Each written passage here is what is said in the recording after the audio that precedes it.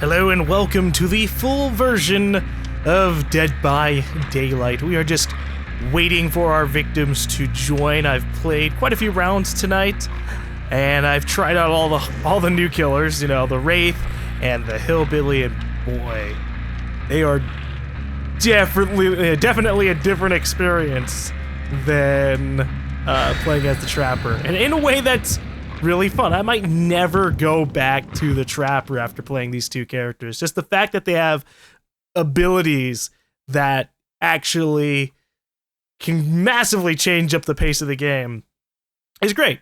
I mean, having the traps was really nice sometimes, and I've had a couple of experiences lately as the Wraith or as the Hillbilly where a trap in the right place really could have prevented some of the things that the survivors can do, like trying to bounce back and forth between different kind of vaults and things like that. I could completely remove that for them if I was the Trapper, but I like the Wraith, I like the Hillbilly, so we're gonna go ahead and get some kills. So the Wraith can go invisible.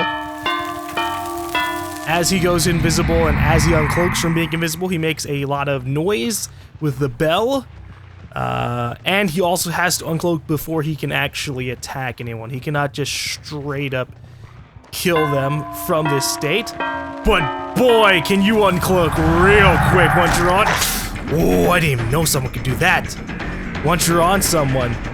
Also, welcome to a new map. I didn't catch the name of this. There you are. I've learned how to read the movements of survivors. Not in like a pompous, oh, I'm playing a psychological mind game with these guys kind of way. But if the survivor sprints, little scratches will appear in the world.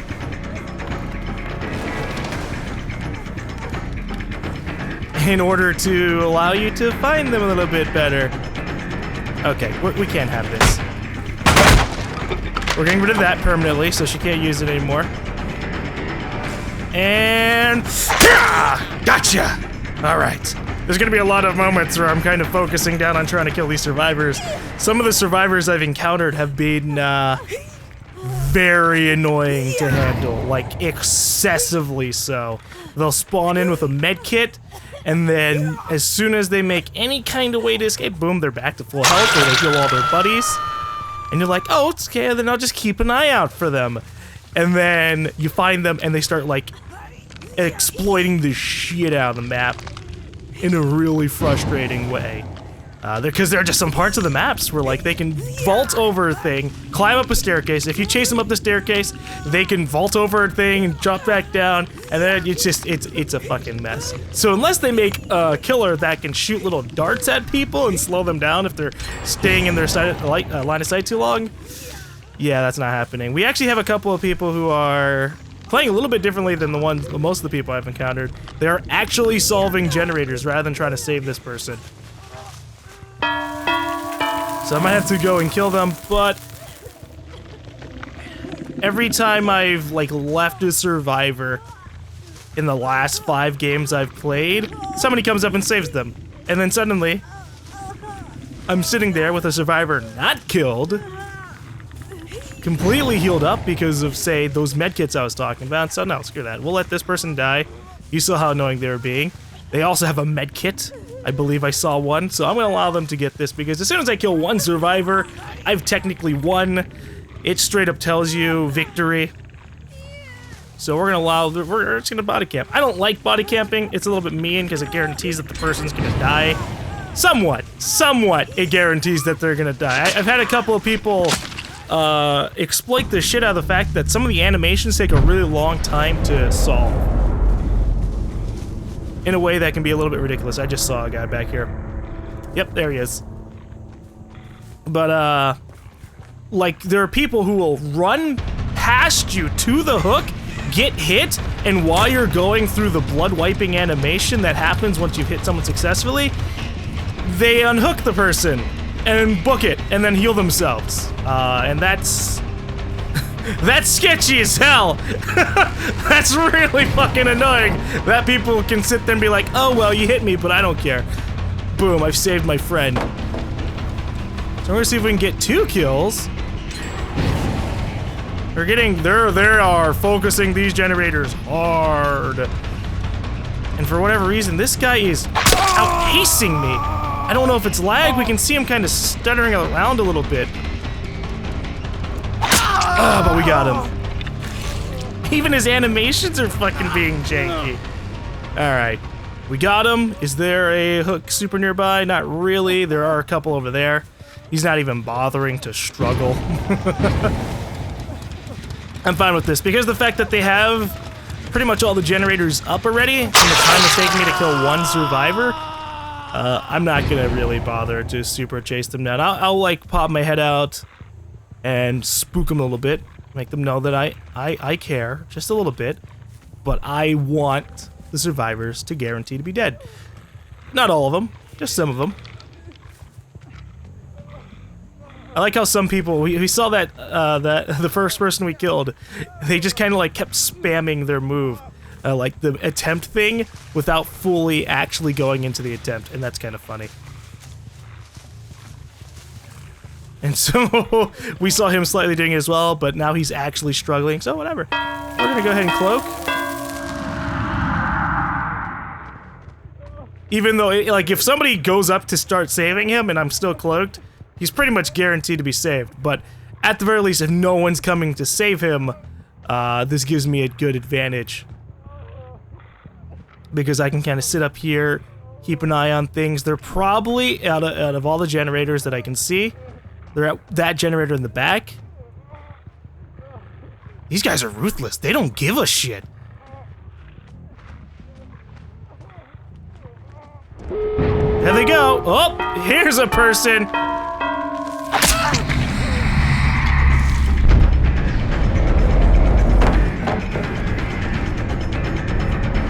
Alright, let's see if we can kill this guy before he gets to an exit. Or, the vault or some shit. Where did you go? I hear her. Gotcha!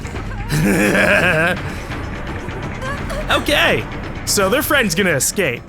And that's fine by me. I don't need to get every single kill.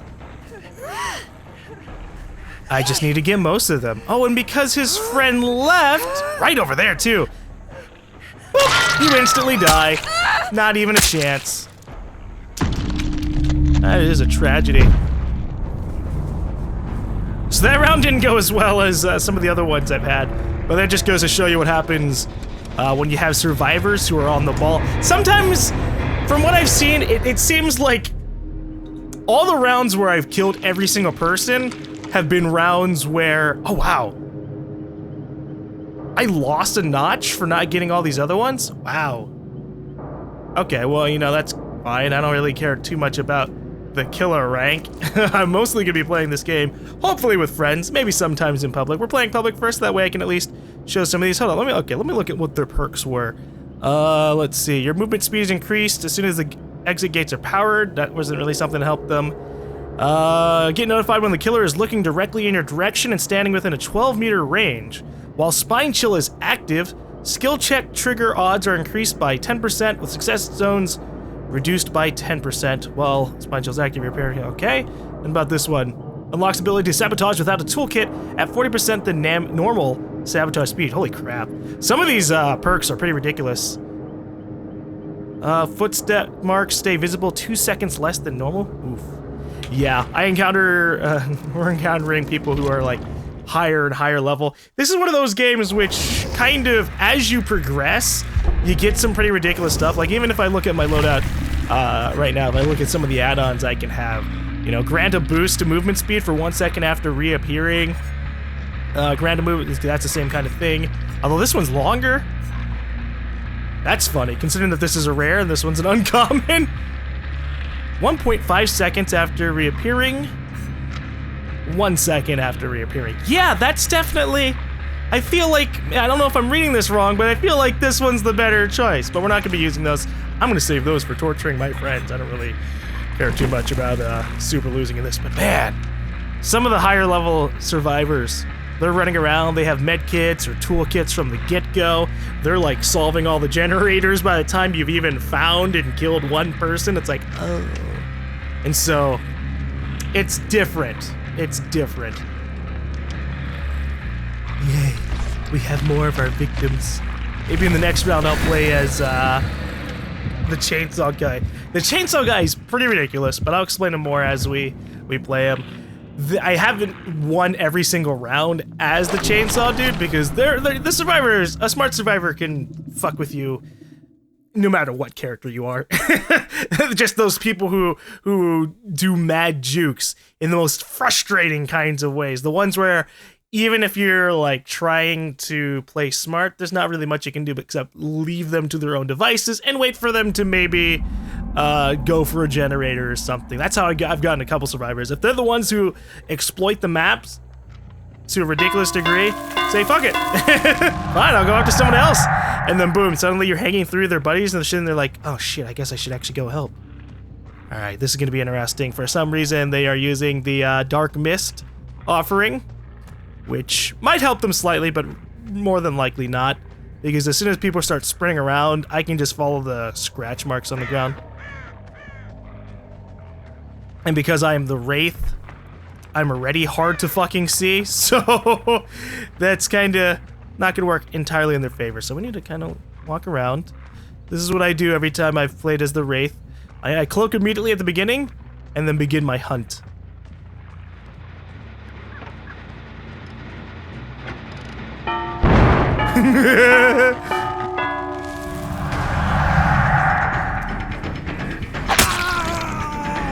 Oh, I love it. So, for the people who don't know, the usual way that survivors can tell that killers... Oh, this is just unfortunate. Oh. The usual way that a survivor can tell that the killer's getting near is via a heartbeat that pops up or starts happening as the killers approach. But when you're the Wraith, the heartbeat doesn't happen until you've uncloaked. So you can get right up behind someone, then decloak, and they're like, oh no, what? And you're like cloaking and decloaking slowdown isn't really that terrible. So they don't really generally get away. If you catch them by surprise, they don't usually get away from my experience. I mean, they might, you know, after you hit them once, because they do get that like little bit of a boost to get the hell out of dodge, but oh boy, all right. We're gonna let that guy, you know, either survive or whatnot. He's dead.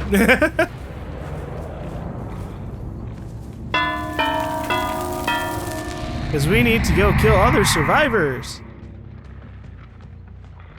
I would like to have a merciless victory. Kill every single person on the map. And that is going to require them to fuck up majorly. Like, people are going to have to try and save each other and then get all wounded up because they have hope. So I might actually leave a couple of people to get themselves saved. I just saw someone. Hey, buddy!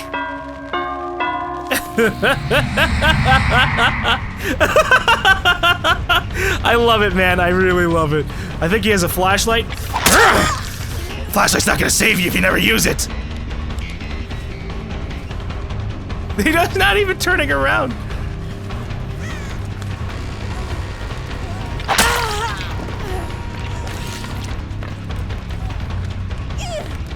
I think my favorite killer to play out of all three is definitely it's being the Wraith.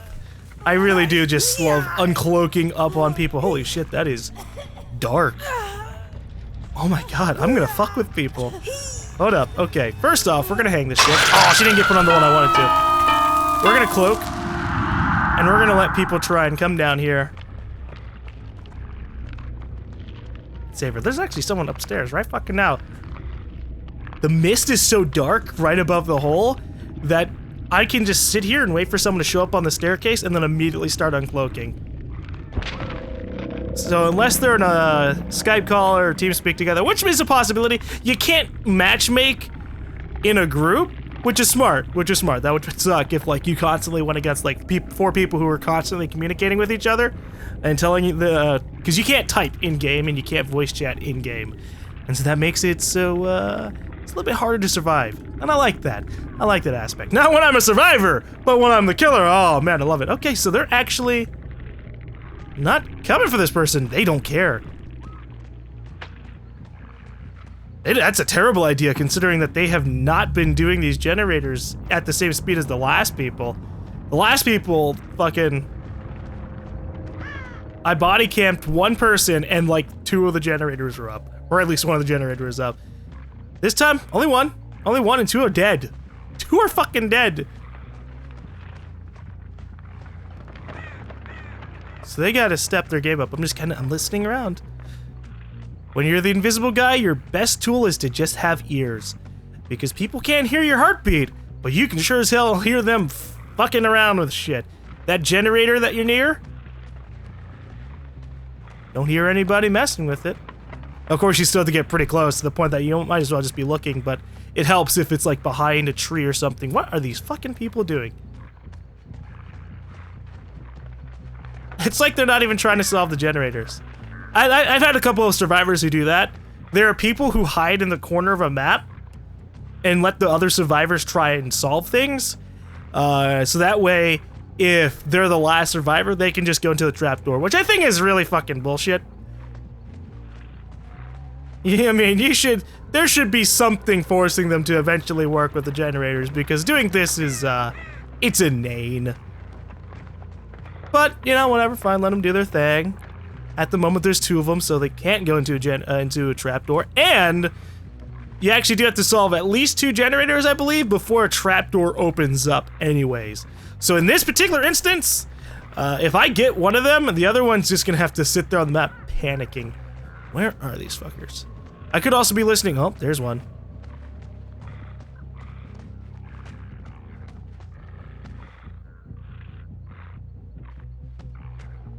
We're gonna stalk him.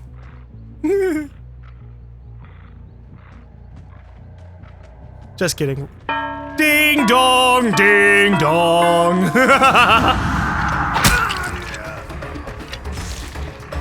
Where are you going, Soup Crack? You can't escape from me now that I've found you. Told ya. Oh, you brought yourself to a hook for me. That's so kind. Oh. I sure do love humans. Everyone is just altruistic, man. Everyone's out for everyone else. They're not selfish in any kind of way. Or are they? Let's see what happens. Will Mako save his friendo? Yes, he will! Mako! Mako, Mako, Mako! Oh, I'm so proud of you, Mako. At the cost of your own health. At the cost of your own health, you saved your friend. Unlike the other 2. Which I guess it was smart for the other 2 because I was body camping them, but boy. Ooh. Mako, Mako, Mako, Mako! You gotta learn the jukes! You gotta learn the jukes! If I see you going behind the wall, I'm gonna assume that you're probably gonna try and hook a left or a right. I mean, there wasn't really much of a fucking choice there, so I had to go left, so that was his own fault. That wasn't even a psychological mind game, that was just a necessity. Alright, we're gonna cloak up again. And this will encourage Soup Crack to come back and try and grab him. Because they know, well, the survivor should know that if I'm cloaked, it takes me longer to uncloak than it does to unhook a person.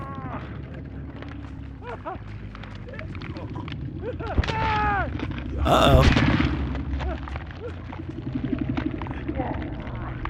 I wish I could crouch, but then you'd be like really fucking ridiculous.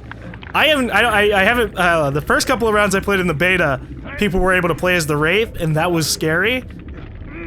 But I want to have a good round as a survivor one day and actually like see what the Wraith looks like. Okay, this guy is not saving his buddy.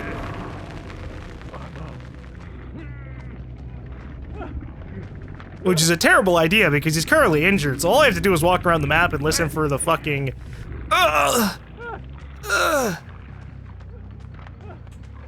Oh, they've saved each other! Lovely.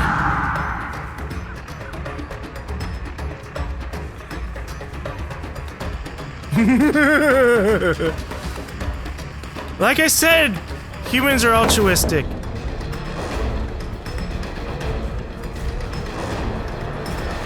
He stops and like, where is he? Don't do it. Don't do it. Told you not to do it!